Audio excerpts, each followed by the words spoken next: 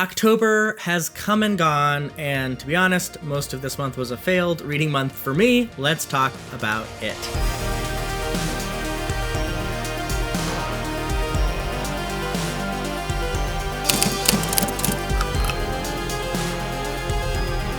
All right, it is no longer spooky season, and now it is holiday season. And yes, all of November to me is a holiday month because I love the holidays, and I have lots of holiday records that I want to get out and play and hear the music and tinsel and Christmas trees and stockings and a bunch of good movies. I mean, come on. Let's just extend it. Why do we have to wait till Thanksgiving? I don't understand why we do that in the United States. Holiday season, winter season, it's here. Let's do it. But first, we got to talk about October because I had a really rough reading month. I don't think for any particular reason other than I was quite busy and I just didn't prioritize reading the same way that I had before. Certainly my job was busy, but I had a lot of fun stuff I was doing with friends. I don't know. I just didn't have a flow reading state in October. And I probably won't for November, which I'll talk about in my November TBR video. But let's talk about what we read in October. Probably the big leading headline as far as my reading audience is concerned is that I finished a sale early on in October. I have a review either coming or already posted. I'm not sure of the order of these videos as they are coming out. So you'll see what I think about that. I think this is a good ending to the novels of the Malazan Empire, much better than Blood and Bone. I think that whole series was sort of up and down, worth it for big Malazan fans. But if you're not a big Malazan fan, I wouldn't super recommend it. But this is a good ending, particularly one storyline. I really, really like the Ormond storyline. If you've read it, I think it was great. Really good Viking saga, which is what you see here in the cover. So glad I read it, but it didn't knock my socks off. Solid book. So I was not on a super roll, and then I started The Trouble with Peace, which is the second book in the Age of Madness trilogy by Joe Abercrombie. And y'all, I DNF'd it. And I know that is going to be sad to some people, and some people are going to be angry at that. You guys know my opinion on Abercrombie. For a long, long time, it's been there's a lot of good here, but overall, it doesn't work for me. The themes don't feel right. I don't think the characters quite work in the same way on me that they do on other people, and the same thing was happening again. And I was I've read this series now twice, basically. I read it once in the First Law, and then even the standalones. Some of them were good, but I still wasn't overall satisfied, so I felt that coming, and I DNF'd it. I just felt I didn't want to go forward.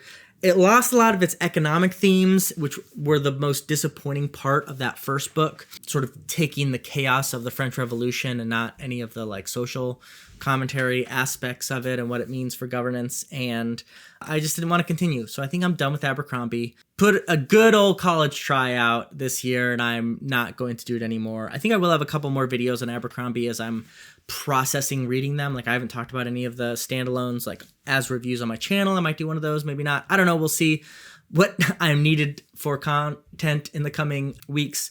But in any sense, I DNF'd it, and I am DNFing Abercrombie for the foreseeable future. But that meant I was able to go to A Canticle for Leibowitz, which was a great sci-fi standalone that I really enjoyed, even though it wasn't a perfect book. I'm so glad I read it. It was very, very thoughtful. I have a whole video talking about this with Samwise, who is a delightful booktuber if you don't follow Sam. Also a Minnesotan booktuber, just like myself. So a lot of similarities there. And he knows a lot more about the sci-fi genre than I do. So it was good talking with him about it. And the basics of this is following this small religious brotherhood in the midst of three separate epochs sort of in humanity's recovering from a nuclear destruction of the planet. One, when it is there are barely any humans. Two, when a second renaissance is happening and they're sort of recovering a lot of the science and technology that humanity used to have. And then third is a futuristic society, but also where there might be another destruction of humanity because of nuclear weapons again. It is a very fascinating book that I would recommend to folks. And again, you can see a longer video that I have about my thoughts on it, both spoiler and non-spoiler. Read Prince Caspian, the second book in the Chronicles of Narnia. This is part of my Narnia read-along with Rid Book. I have a video coming out, not specifically on Prince Caspian as a review, but about sexism in these first couple of books that are sort of subtly ingrained in the tale of the Chronicles of Narnia.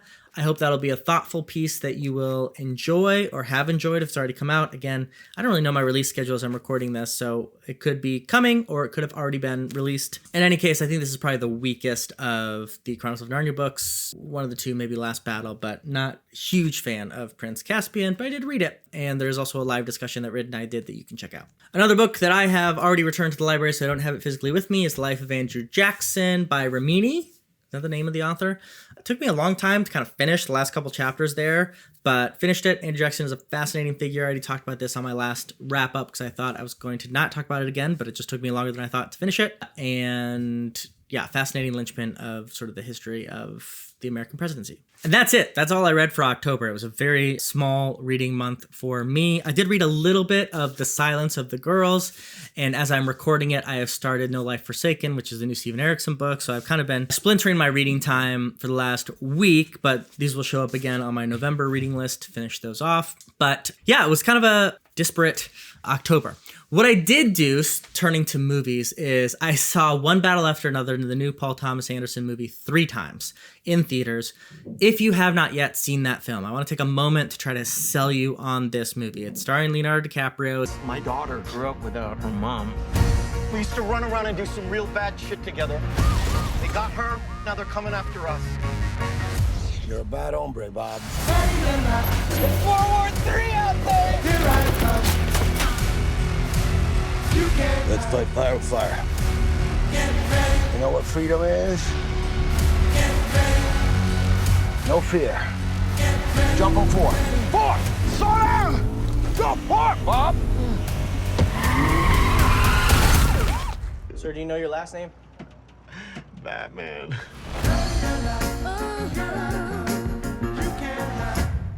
He is part of this revolution. In the midst of this revolution, he has a daughter with another fellow revolutionary, and through a sort of cataclysmic series of events, he has to raise this daughter by himself, and then the daughter is kidnapped by sort of a pseudo-fascist government, American government, white supremacist agency. And it's a great movie. It is so rare for a movie to capture the moment we are living in when it comes out so poignantly. This fear of government control, government in the hands of folks who will direct it towards racist and fascist ends, this struggle of like knowing we need to change the world but not knowing exactly how to do it, and also how changing the world can sometimes be these small virtuous moments like raising a child and a family, or being kind to somebody else, while also being like this great action movie. Incredible score, incredible direction. It is a fantastic film, and I really want you all to see it. I think it might win Best Picture this year. We'll see how that comes together in the end with awards season, but One Battle After Another by Paul Thomas Anderson. Please go see it. If you haven't seen PTA before, or you like recognize that name, you're not sure why.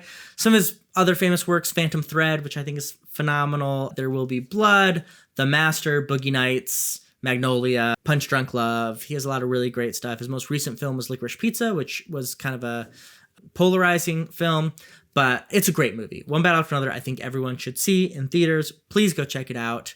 And like, I liked it so much that I went back and watched a lot of those. I reread Phantom Thread. I have There Will Be Blood for tonight. His films are so challenging in the best of ways that I really encourage you. Please go check it out. That's what I read. Let me know about what you read and watched and listened to in October, and let's have a good discussion in the comments. First in, last out.